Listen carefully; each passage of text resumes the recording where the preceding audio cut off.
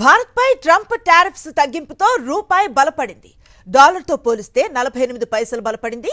6 వారాల్లో రూపాయి విలువ ఈ రేంజ్లో పెరగడం ఇదే తొలిసారి. ప్రస్తుతం డాలర్తో పోలిస్తే రూపాయి విలువ 90.94 పైసలుగా ఉంది. భారత్ ఉత్పత్తులపై సుంకాలను 50 నుంచి 18% తగ్గించడంతో రూపాయికి బూస్ట్ లభించింది.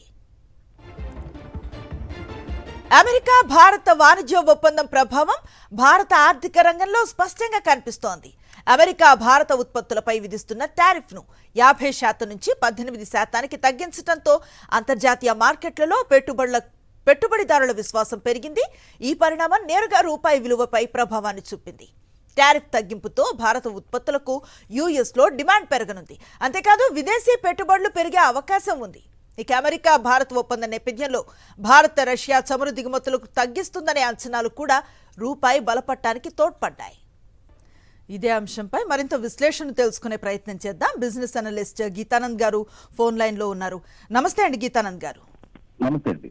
రైట్, ఇప్పుడు రూపాయి బలపడటం అన్నది ఎగుమతులు దిగుమతులపై ఎలాంటి ప్రభావం చూపించే అవకాశం ఉందంటారు? సో ఇప్పుడు రెండు దేశాల మధ్య ఎప్పుడైతే ఒప్పందం జరిగిందో ట్యాక్స్ రేట్లు దాదాపు కట్ అయి 18% వచ్చాయో దాంతో అనిశ్చితి తగ్గడింది. దీనివల్ల ఎక్స్పోర్ట్స్ పెరిగేటువంటి అవకాశం ఉంటుంది. ఎస్పెషల్లీ ఇండియన్ మార్కెట్స్ నుంచి ఫారెన్ ఇన్వెస్ట్మెంట్స్ కూడా వెనక్కి వెళ్ళిపోయి అవి కూడా తిరిగి వచ్చేటువంటి అవకాశం ఉంటుంది. ఈ రెండు శుభ పరిణామాలు అటు మార్కెట్స్ ని కానీ ఇటు డాలర్ ని కానీ బలపరుస్తుండడం మనకి కనపడతా ఉంది. సో ఎస్పెషల్లీ ఐటీ ఎక్స్పోర్ట్స్ ఇలాంటివి కూడా ఇంకా పెరిగేటువంటి అవకాశం ఉంటుంది. సో ఇండియా నుంచి తయారైనటువంటి వస్తువుల ఎక్స్పోర్ట్స్ పెరిగేటువంటి అవకాశం ఉంటుంది. అలాగే యుఎస్ తో మనం చేసుకుంటున్నటువంటి ఆయిల్ అండ్ మెటల్ డీల్స్ కూడా ఫుల్ ఫ్లెడ్జ్డ్ గా జరిగేటువంటి అవకాశాలు ఉంటాయి. అంటే సాధారణ ప్రజలకు ముఖ్యంగా ఇంధనం, అలాగే బంగారం, ఎలక్ట్రానిక్ గూడ్స్ వీటిపై ధరల తగ్గింపు లాంటిది ఏదైనా జరిగే అవకాశం ఉందంటారా? ప్రస్తుతానికైతే దానికి ధరల తగ్గింపు లాంటివి ఏమీ ఉండేటువంటి అవకాశం అయితే లేదని చెప్పొచ్చు. అంతర్జాతీయ మార్కెట్ లో క్రూడ్ ధరలు పతనమవుతున్నా కూడా ఇండియాలో స్టేబుల్ గానే ప్రైవేట్ గత కొద్ది కాలంగా కూడా ఉన్నటువంటి పరిస్థితి చూస్తున్నాం. అంతగా తగ్గింపు అయితే ఎక్కడ కూడా మనకు కనపడలేదు. అదే ధరలు కొనసాగేటువంటి అవకాశం ఉంటుంది.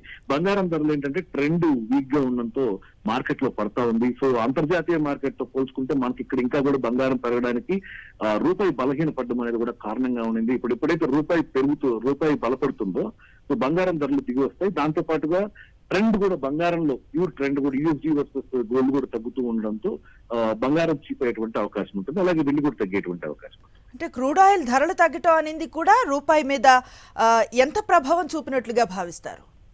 సో యాక్చువల్ గా 4 రీజన్స్ ఈ రోజు రూపాయి బలపడింది. అందులో ఒకటి పాజిటివ్ ట్రేడ్ డీల్, రెండోది ఎన్టీఎఫ్స్ లో అంటే నాన్ డెలివరబుల్ ఫార్వర్డ్స్ అంటారు, ఆ మార్కెట్స్ లో రూపాయికి స్ట్రాంగ్ గా పెరిగింది. అలాగే ఆర్బీఐ కూడా కలగజేసుకొని డాలర్స్ నమ్మడము, ఎఫెక్స్ స్వాప్స్ ని ఉపయోగించి లిక్విడిటీని పెంచడం, వీటన్నిటి వల్ల డౌన్వర్డ్ ప్రెషర్ తగ్గించడంతో రూపాయి పెరిగింది. దీంతో పాటు కీలకమైంది క్రూడ్ ఆయిల్ మార్కెట్ లో పతనం. మనం ఎక్కువగా కూడా మన దగ్గర ఉన్నటువంటి ఫారెన్ నిల్వలన్నింటినీ కూడా డాలర్స్ అన్నింటినీ కూడా ఈ మనం క్రూడ్ ఆయిల్ దిగుమతుల మీద ఎక్కువగా కూడా యూజ్ చేస్తూ ఉంటాం. సో అది మన నిల్వల మీద ప్రభావం చూపిస్తూ ఉంటుంది. దాంతో డాలర్ కి డిమాండ్ పెరుగుతూ ఉంటుంది. ఇండియా విషయానికి వస్తే సో ఎప్పుడైతే క్రూడ్ ఆయిల్ పతనం అవుతుందో డాలర్ డిమాండ్ అనేది తగ్గుతుంది. దానివల్ల మన రూపాయి బలపడేటువంటి అవకాశం ఉంటుంది. అంటే ఇది టెంపరీ స్ట్రెంత్ గా చూడాలా, లేదంటే దీర్ఘకాలం ట్రెండ్ గా మారే అవకాశం ఉందంటారా? సో ఆల్మోస్ట్ 92 నుంచి రికవరీ ఇప్పుడు 90.43 దగ్గర ఉంది. ఇది బిగ్ జంప్ అని చెప్పుకోవచ్చు. ఎస్పెషల్లీ వన్ డేలో 1.55 రూపాయి 55 పైసలు రూపాయి బలపడడం అనేది స్ట్రాంగ్ ర్యాలీకి దారితీసేటువంటి అవకాశం ఉంటుంది. బ్యాంక్ ఆఫ్ అమెరికా అయితే ఏకంగా ఇయర్ ఎండ్ కి 86కు వచ్చేస్తుంది, లేదా 88 నుంచి 89 మధ్యలో ఉంటుందని మిగతా అనలిస్టులు అంతా కూడా మనకు అంచనాలు వేస్తున్నటువంటి నేపథ్యం ఉంది. సో రూపాయి దగ్గరగా 86 నుంచి 88 మధ్యలో కన్సాలిడేట్ అయ్యేటువంటి అవకాశం ఉంటుంది ఈ సంవత్సరంలో. అయితే రానున్న రోజుల్లో రూపాయి స్టేబుల్ గా ఉండటం కోసం ఆర్బీఐ కానీ లేదంటే ప్రభుత్వం కానీ తీసుకోవాల్సిన చర్యలు ఏంటంటే ఏం చెప్తారు? ఆర్బీఐ సరైన టైంలోనే రీసెంట్ గా కలగజేసుకుందని చెప్పొచ్చు. ఇందాక మనం చెప్పుకున్నట్లుగా డాలర్స్ మార్కెట్ లో అమ్మడము, అలాగే ఎఫ్ఎక్స్ స్వాప్స్ ని యూజ్ చేయడం, లిక్విడిటీని పెంచి మనకు డౌన్వర్డ్ ప్రెషర్ తగ్గిస్తా ఉంది. సో ఆ మెజర్స్ ఇప్పుడు మనకి ఉపయోగపడుతున్నాయి. ఒకవేళ మళ్ళీ కూడా భవిష్యత్తులో ఏదైనా డిమాండ్ డాలర్ కి ఎక్కువ వచ్చిందంటే లిక్విడిటీని ప్రొవైడ్ చేయడం ద్వారా ఆర్బీఐ కంట్రోల్ చేస్తుంది. సో ఈ ఆర్బీఐ ఇంటర్వ్యూన్ కావడం అనేది important. Right, thank you Geetanand గారు.